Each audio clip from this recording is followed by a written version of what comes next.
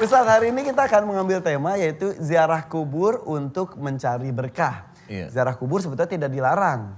Justru bisa dianjurkan untuk mendoakan yang ada di kubur tersebut. Termasuk Tapi, mengingatkan diri kita betul, bahwa bahwa kita besok akan meninggal itu. Nah, tapi masalahnya banyak sekali orang datang ke kuburan bukannya mendoakan, malah minta doa sama yang ada di dalam. Iya. Padahal sebaliknya harusnya kan? Iya sebaliknya emang benar. Silakan Ustaz. Iya. Tema kita bagus sekali, ziarah kubur untuk mencari Berkah. ya. Nah ini sebenarnya kebalik-balik. Jadi sebenarnya yang hidup itu yang mendoakan, kemudian sebenarnya ziarah kubur betul tadi, boleh sebenarnya silahkan datengin kubur seseorang, orang tua kita boleh. Atau siapa yang kita itu kenal, kemudian kita doakan. Kita mendoakan, ya doa itu gimana sih? Yang jelas kalau doa itu baik itu ya dimohonkan ampunan sebenarnya. Ya. Dimohonkan ampunan, dosa-dosanya yang dilakukan sejak akhir balik hingga saat ini itu udah sangat cukup sekali.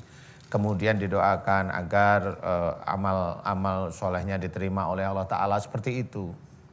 Itu boleh sambil mengingat di kubur itu besok itu kita ya Bisa ada di dalamnya juga. iya, ya seperti itu. Jadi yang jelas yang istilahnya kalau ziarah kubur itu mencari berkah itu dilarang.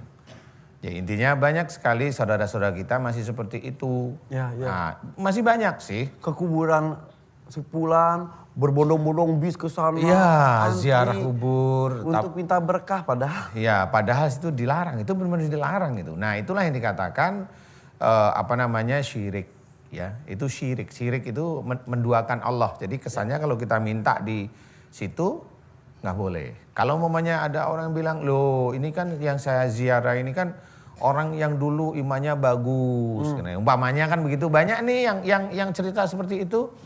Loh ini kan dari iman beliau ini kan kita mendapat bisa menjadikan wasilah bagi doa kita. Ya. Perantara gitu. Nah seperti ini sebenarnya juga salah. Lah kenapa? Kalau orang itu sudah meninggal, amal soleh dan dosanya itu tercatat di catatan Allah sebenarnya.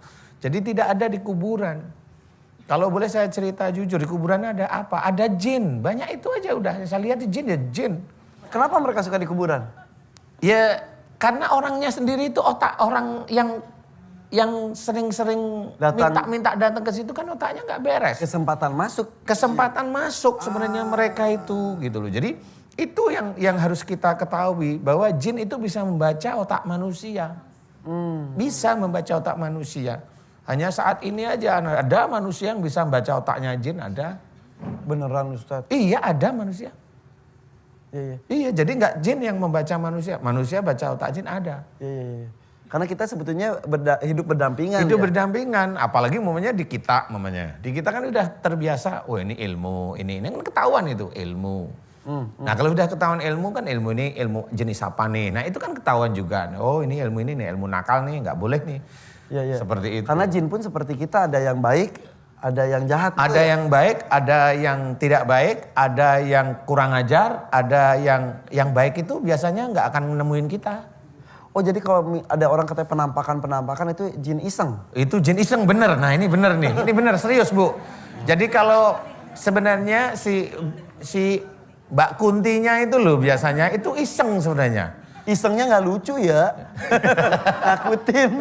Oh itu jadi iseng aja gitu? Itu iseng memang dia, nah yang orang diisengin itu adalah otaknya yang memang dia tidak beres. Jadi kalau mamanya imannya bagus, mamanya Mas Irfan imannya bagus, sholat tertib, kemudian ibadah-ibadah yang lain dikerjain normal di atas rata-rata normal aja lah. Jarang diisengin pasti. Gitu. Jadi mereka sendiri sudah ngerti bahwa orang yang tidur ini, oh ini imannya cukup, nggak mau saya gitu. Tapi kalau dia tuh tiap hari emosional, teriak-teriak, marahin suaminya, kan gitu ya, ngerumpi dan sebagainya. Ya sekali waktu itu temennya datang. Keliatin rambutnya sama wajahnya itu, itu. Ada lagi yang menyerupai orang yang kita kenal, itu benar gak sih? Oh kalau itu beda ya itu beda. Jadi begini, nah itu ada dua versi sebenarnya yang saya amati. Yang seperti kita kenal itu biasanya orang yang meninggal biasanya. Itu orang yang meninggal biasanya. Orang yang meninggal itu punya ilmu. Nah ini saya cerita nih.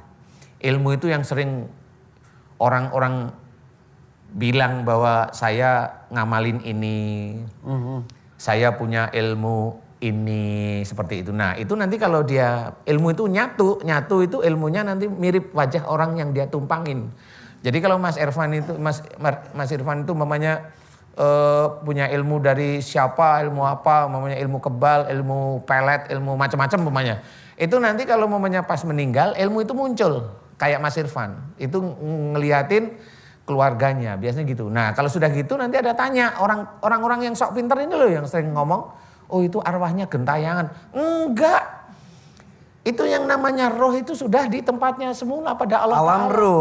Alamnya Alam Allah. kubur, ya. Nah, kemudian jasadnya udah dikubur. Ya, betul. Nah, yang nanti dia itu di dalam penantian itu jiwa. Nah jiwa inilah yang nanti akan dibawa oleh Allah Ta'ala di akhirat. Jadi yang gentayangan itu ilmu. Jadi kalau mamanya ibu nih atau bapak-bapak nih punya ilmu pamacan mamanya. Saya juga ikut-ikutan nih. Sebenarnya juga nggak begitu tahu.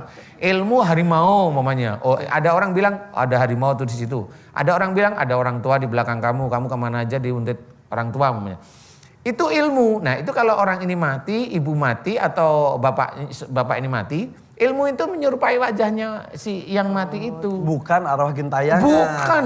Makanya orang sok pinter itu lucu kalau saya kayak gitu. Iya. Aduh, berarti harus hati-hati ya. Iya. Karena kau percaya yang salah itu jadinya musyrik. Iya. Nah ini kita luruskan. Ya.